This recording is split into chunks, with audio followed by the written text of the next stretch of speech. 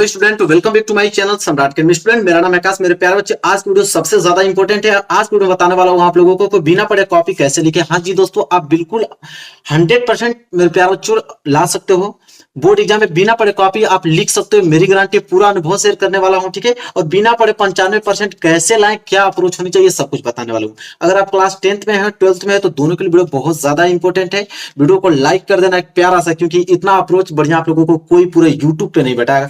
मेरी गारंटी है, पूरे यूट्यूब पे कहीं भी ढूंढ लेना, अगर इससे बेहतर कोई ट्रिक बताएगा तो मुझसे कमेंट कर देना, ठीक है। इतना बेस्ट अप्रोच बताने वाला हूं कि बिना पढ़े कॉपी कैसे लिखोगे, पूरा अनुभव बताने वाला हूं। अगर आपको कुछ नहीं आता है फिर भी आप कॉपी लिखकर 90-95% कैसे लाओगे, मेरी गारंटी है। मैं अपना अनुभव पूरा शेयर करने वाला हूं आज की इस वीडियो में, ठीक है। आप कॉपी में क्या लिखेंगे कि एग्जामिनर को मालूम भी नहीं चलेगा कि यह सही लिखा है या गलत लिखा है। बहुत सारी तरीका होता है जो आप लोगों को मालूम नहीं है, और बहुत सारे बच्चे हर साल इस तरीकों से पास भी होते हैं, ठीक है। तो मैं वही अनुभव आप लोगों को शेयर करना चाहता हूं, और आप कैसे लिखना चाहिए, ठीक है। आपको एग्जाम में कैसे लिखना चाहिए कि पूरा इंप्रेशन, जैसे हर एक छात्र से आपकी कॉपी देखने में अलग दिखेगी और आपको नंबर पूरा का पूरा मिलेगा। पूरी जानकारी इस वीडियो में आप लोगों को बताने वाला हूं, तो वीडियो को पूरा देखना, ठीक है।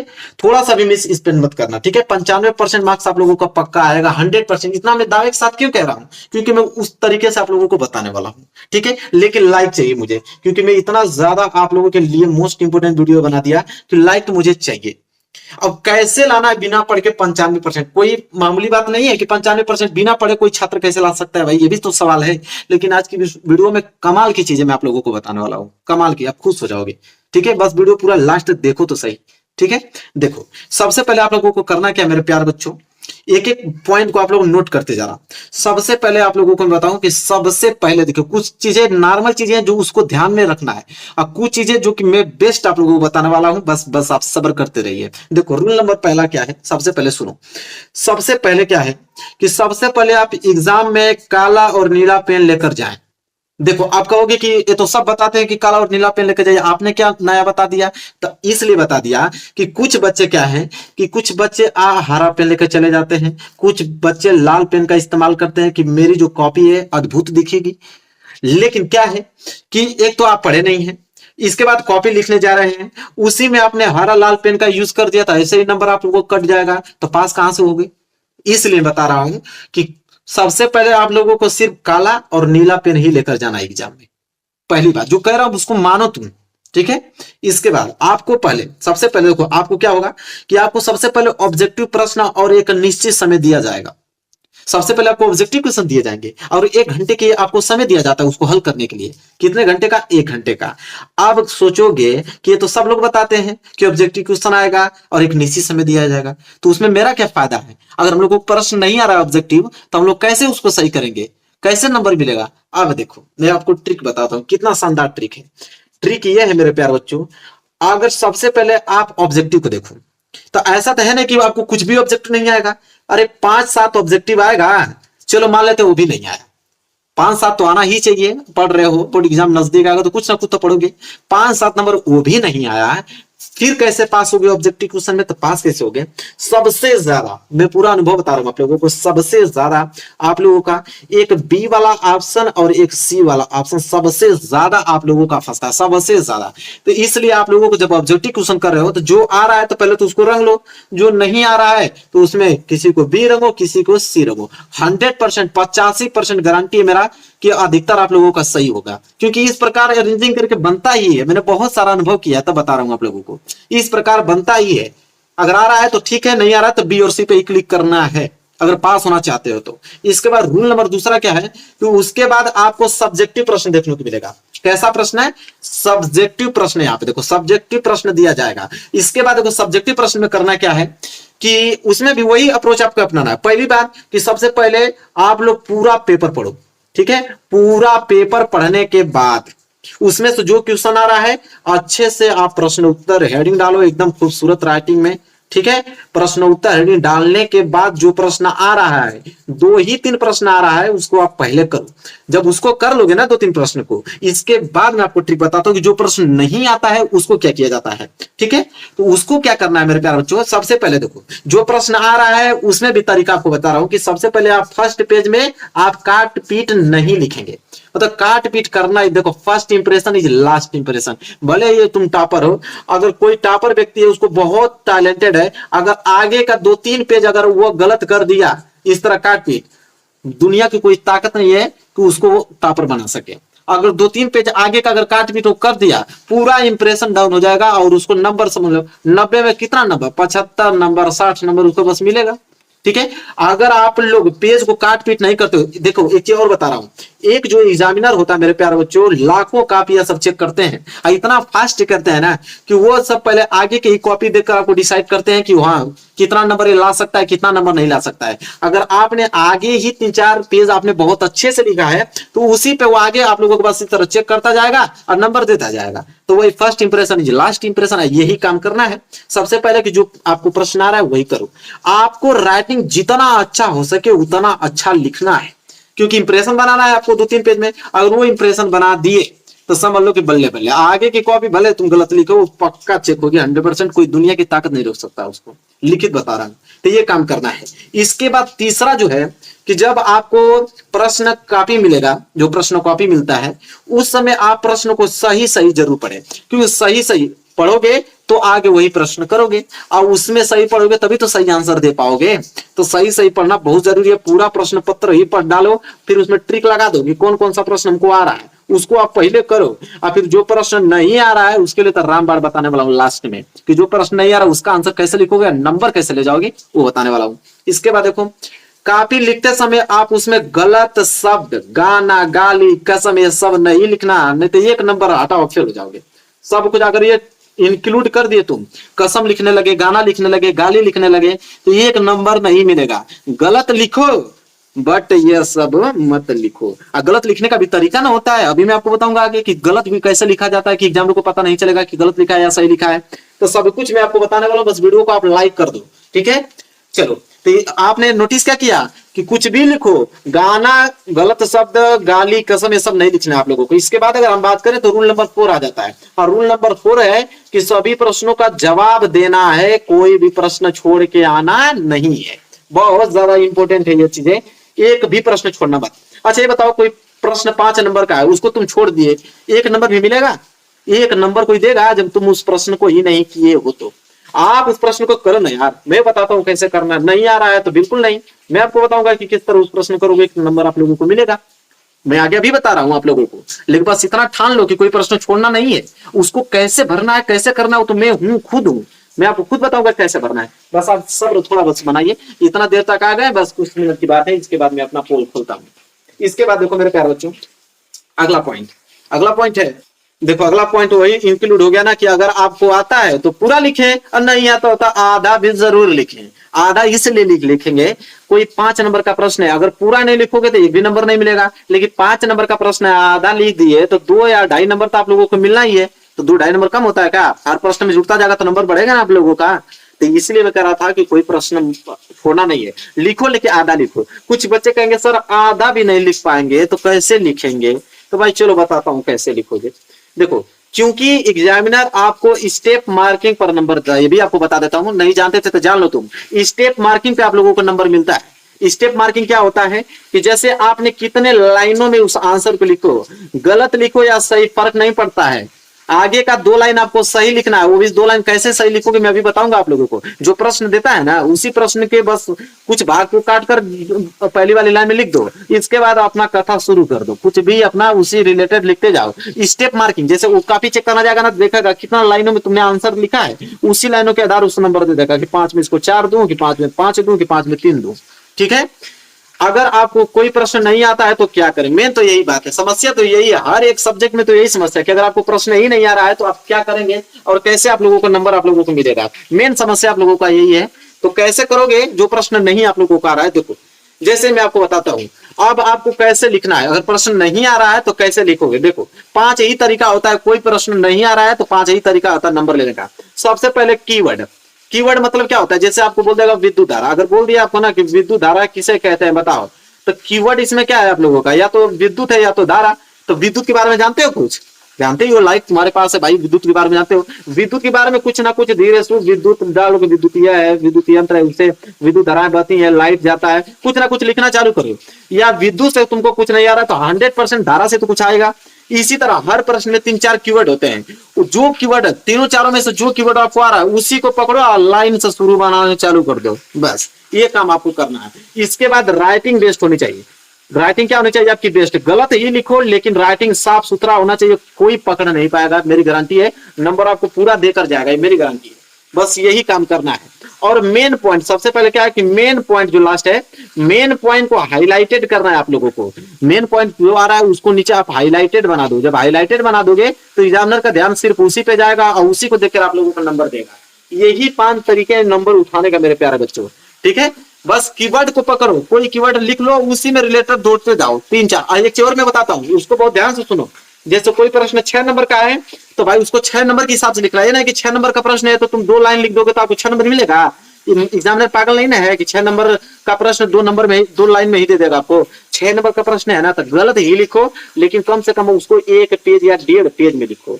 1 पेज या 1.5 पेज में लिखोगे तो एग्जामिनर समझ जाएगा कि भाई 6 नंबर का है और उतना लिखा भी है तो नंबर आपको दे देगा। तो ये काम, जितना नंबर का क्वेश्चन है उसी के रिलेटेड लिखना, ठीक है। 2 नंबर का अगर प्रश्न है तो तुम 5 पन्ना में लिख दोगे तो ये नहीं है कि तुमको ज्यादा मिल जाएगा, 2 नंबर ही मिलेगा। लेकिन वो जान जाएगा कि 2 नंबर के प्रश्न के लिए कम से कम 5 लाइन 6 लाइन बहुत काफी है और ये 5 पेज लिख दिया मतलब गलत लिखा है। तो ये भी अप्रोच होता है, ठीक है। तो जितने नंबर का प्रश्न है उतने ही रिलेटेड आप लिखो, बस इतना ही काम करना है। फिर देखो अगर कोई फेल हो जाए तो फिर हमसे बात कर लेना, कोई अगर फेल हो जाए तो बात कर लेना। 10th एंड 12th वालों के लिए बोर्ड एग्जाम देने जाने वाले हो आप लोग इस बार, और बोर्ड एग्जाम की कॉपी में टीचर क्या देकर आप लोगों को फुल मार्क्स देता है और क्या देकर टीचर आप लोगों को फेल कर देता है, ठीक है। जिससे आप लोग तैयारी किए रहते हो लेकिन सोचते हो कि यार नंबर मेरा बहुत ही ज्यादा कम आ गया। आप लोग 90% की तैयारी करके चाहते हो और जब रिजल्ट आता है तो देखते हो तो 65% आता है। आपको समझ में आता नहीं कि आखिर में नंबर कहाँ कटा मेरा, ठीक है। तो आज की वीडियो में अगर देख लेते हो पूरा एक भी नंबर आप लोगों को नहीं कटेगा। और साथ ही साथ आज वीडियो में ये भी बताने वाला हूं कि अगर हैंड राइटिंग खराब है तो कैसे लिखोगे एग्जाम में कि एग्जामिनर जो है आपकी खराब राइटिंग में भी आप लोगों को अच्छा सा नंबर दे पाएगा वो। और बोर्ड एग्जाम में कॉपी मिलते ही क्या करें, सबसे पहले कॉपी मिले तो सबसे पहले आप क्या करोगे वो सब कुछ आज की वीडियो में आप लोगों को बताने वाला हूं। कोई भी क्वेश्चन का आंसर अगर बिल्कुल भी नहीं आ रहा है, मतलब बिल्कुल आपको याद ही नहीं है, तो किस ट्रिक से उसे कैसे लिखोगे कि पूरा नंबर मिले और एग्जामिनर खुश होकर आपको पूरा का पूरा नंबर उस क्वेश्चन में दे दे आप लोगों को।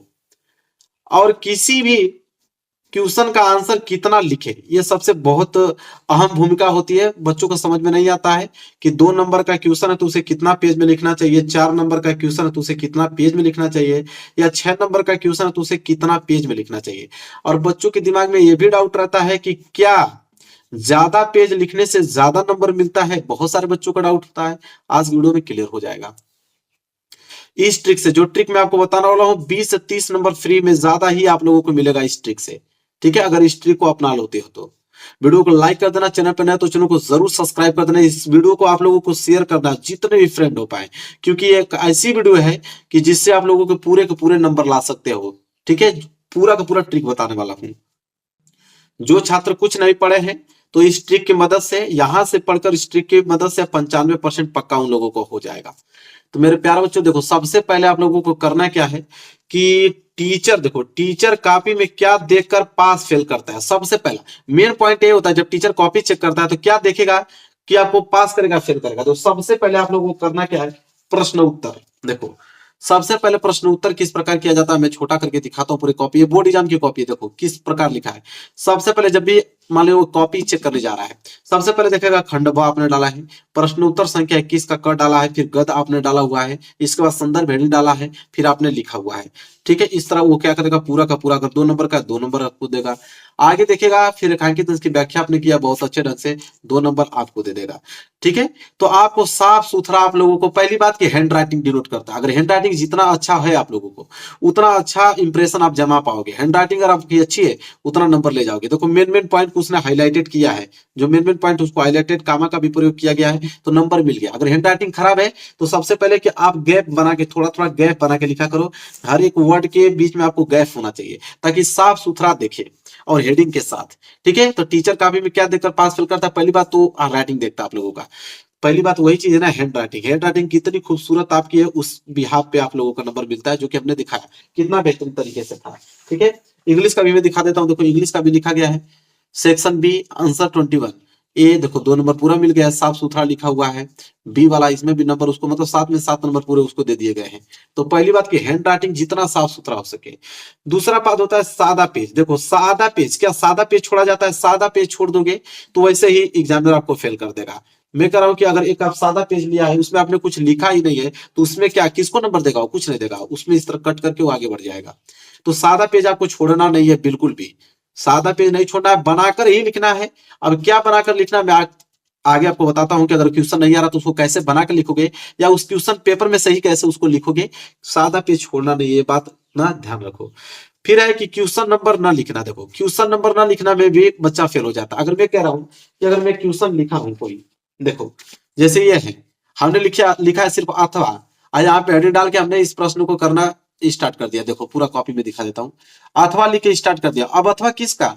चौथा का अथवा कि पांचवा का अथवा कि छठवां का अथवा? जब एग्जामिनर कॉपी चेक करने जाएगा तो उसको क्या मालूम चलेगा कि किसका अथवा आपने लिखा है। ठीक है, तो कितना भी खूबसूरत आपने लिखा होगा, अगर यहाँ पे प्रश्न उत्तर संख्या नहीं डाला है तो इसको एग्जामिनर चेक करेगा ही नहीं करेगा। मतलब किस आंसर से चेक करेगा? आप डाला ही नहीं है तो ये बात आपको एकदम अच्छे तरीके से याद रखनी है। ठीक है, यहाँ तक क्लियर हो गया आप लोगों को कि क्वेश्चन नंबर न लिखना, फेल हो जाओगे। आपको लिख के ही आना है, क्वेश्चन आंसर लिख लो, इसके बाद उसका आंसर लिखना है। इसके बाद फालतू बातें। देखो फालतू बातें में जैसे बहुत सारे बच्चे गाना लिख देते हैं। ठीक है, गाना लिख देंगे और कसम लगेंगे कसम दिलाने, तो गाना हुआ, कसम हुआ, फालतू बातें जो बिल्कुल बातें जो कि एग्जामिनर बिल्कुल पसंद नहीं करता है, वो यूज नहीं करना। अगर वो यूज करते हो तो 100% आप फेल हो जाओगे। तो ये सारी चीजों से बचना है। इसके बाद देखो, क्या ज्यादा पेज लिखने से ज्यादा नंबर मिलता है? बिल्कुल नहीं, ज्यादा पेज लिखने से ज्यादा नंबर नहीं मिलता है। देखो आपके 2 नंबर के क्वेश्चन, 4 नंबर के क्वेश्चन और 6 नंबर के एक क्वेश्चन पूछे जाते हैं, बाकी 1 नंबर का आपका ऑब्जेक्टिव क्वेश्चन पूछा जाता है।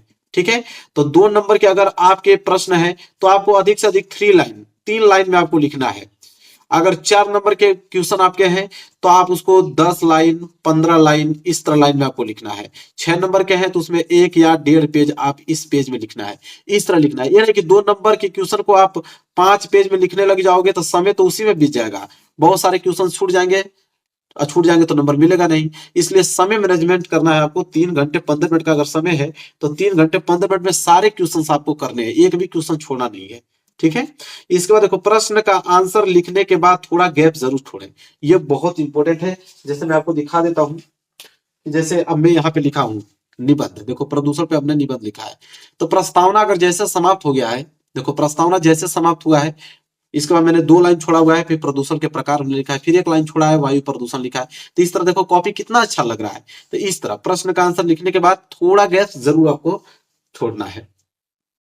इसके बाद देखो बोर्ड एग्जाम की कॉपी में पैसा रखना, इमोशनल बातें लिखने से नंबर मिलता है? बिल्कुल नहीं। बहुत सारे बच्चे देखोगे ना तो 500 रुपए, 1000 रुपया, या कुछ बच्चे तो सोचते हैं कि बहुत ज्यादा ही नंबर हमको मिल जाएगा, वो 2000 रुपया रख देते हैं, सोचते हैं कि एग्जामिनर बहुत खुश हो जाएगा और हमको पूरा का पूरा नंबर दे देगा। नहीं, इससे तो एग्जामिनर चिढ़ते हैं, क्योंकि कॉपी जो होती है सीसीटीवी कैमरा के अंतर्गत चेक होती है, लाइव चेक होती है। सीसीटीवी कैमरा चलता रहेगा और चेक होता रहेगा, उसमें अगर पैसा निकलता है वहां पर तुरंत रिकॉर्ड हो जाएगा, और जब जिसमें पैसा निकलता है उसमें नंबर और कम दिए जाते हैं, क्योंकि रूल कहता है।